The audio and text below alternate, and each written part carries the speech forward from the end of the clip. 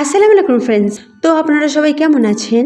আশা করি আপনারা ভালোই আছেন আর দোয়া করি আপনারা ভালো থাকুন। ফ্রেন্ডস, আজ নিয়ে এসেছি আমি নোনতা চিতই পিঠা। চিতই পিঠার রেসিপি আমি অনেক শেয়ার করেছি আপনাদের সাথে। আজকে আমি শেয়ার করব নোনতা চিতই পিঠা। দেখতেই পাচ্ছেন কতটা স্ট্রেচেবল আর এটা কতটা নরম তুলতুলে হয়েছে, আর খেতে কিন্তু খুবই সুস্বাদু হয়েছে।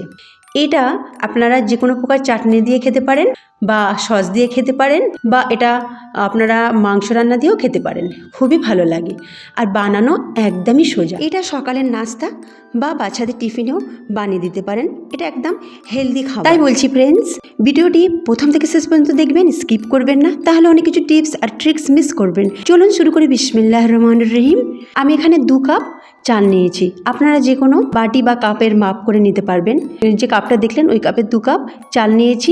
আর 5 থেকে 6 ঘন্টা ভিজিয়ে রেখেছিলাম, যেটাকে আমি ভিজিয়ে রাখার পর পানিটাকে ঝরিয়ে নিচ্ছি। অবশ্যই আপনাদের 5 থেকে 6 ঘন্টা ভেজাতেই হবে। আর চালটা হচ্ছে আতপ চাল, এই চালের পিঠা বানানো হয়। আপনারা চাইলে সিদ্ধ চালেরও বানাতে পারেন, তাতেও ভালো হবে। আমি নিয়েছি আতপ চাল।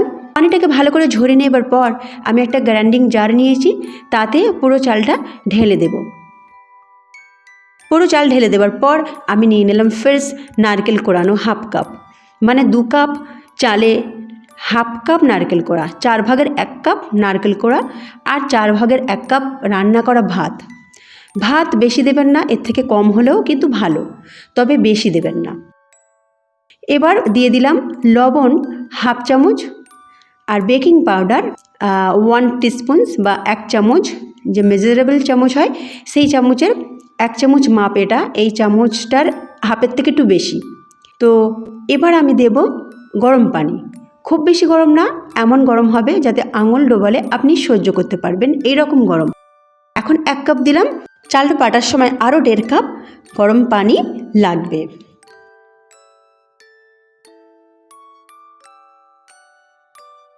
দেখুন আমার বেটে নেওয়া হয়ে গেছে। একেবারে স্মুথ করে বাটতে হবে, যেন কোনো চালের টুকরো না থেকে যায় বা নারকেলের কোনো টুকরো না থেকে যায়। একেবারে স্মুথ পেস্ট বানাতে হবে। আমি বানিয়ে ফেলেছি। এখানে আমি 2.5 কাপ হালকা গরম পানি ব্যবহার করেছি। পানি তো আমি বলেই দিলাম কেমন নেবেন। আর এই 1/2 কাপ আমি রেখে দিয়েছি, পরে ব্যবহার করব।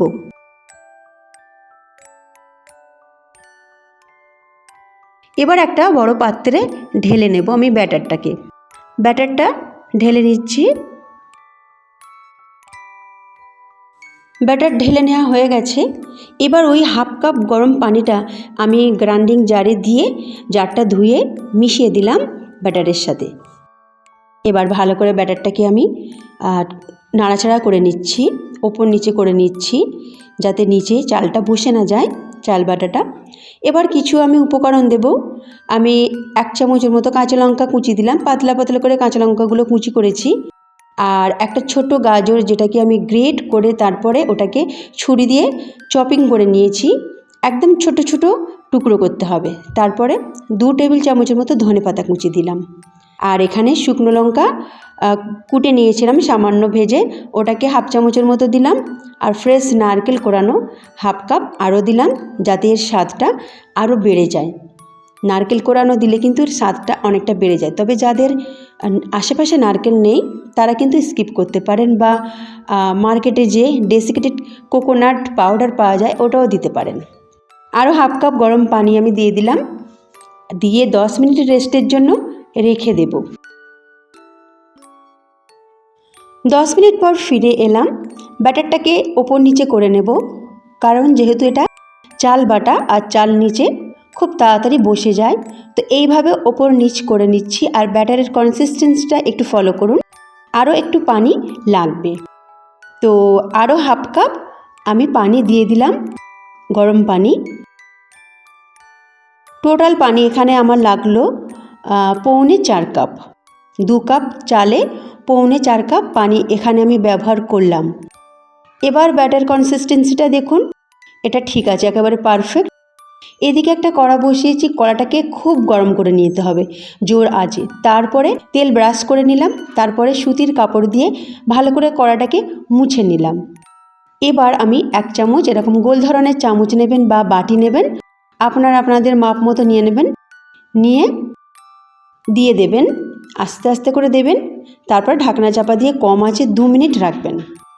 কম আঁচে 2 মিনিট রাখার পর দেখবেন খুব সহজে উঠে আসছে আর এটা ফুলেও উঠেছে আর খুবই নরম তুলতুলে হয় আর খেতে খুবই সুস্বাদু হয়।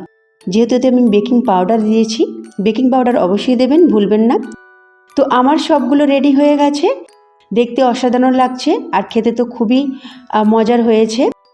আমি আপনাদের টিপে দেখাচ্ছি, দেখুন কতটা স্মুথ আর নরম তুলতুলে হয়েছে আর স্পঞ্জি হয়েছে। এটা বাড়ছে, টানলে বাড়ছে আর কতটা ফুটো ফুটো তৈরি হয়েছে দেখুন। এরকম পিঠা কিন্তু খেতে খুবই ভালো লাগে। তো অবশ্যই একবার এই রেসিপিটা ট্রাই করবেন আর আমাকে জানাবেন কেমন আপনাদের লেগেছে। আর একটা লাইক করতে কিন্তু ভুলবেন না, এত দারুণ একটা রেসিপি দেখানোর জন্য। তো অবশ্যই একটা লাইক করবেন, তার সাথে প্রচুর প্রচুর প্রচুর প্রচুর শেয়ার করবেন আর কমেন্ট একটা অবশ্যই করবেন। আর এইভাবে আপনারা পরিবেশন করতে পারেন চাটনি দিয়ে বা সস দিয়ে, বিশেষ করে বাচ্চাদের আকর্ষণ করার জন্য। তো ফ্রেন্ডস, আজকে এই মতোই রইলো। আমি আবার ফিরে আসছি নতুন এক রেসিপি নিয়ে। আল্লাহ হাফিজ।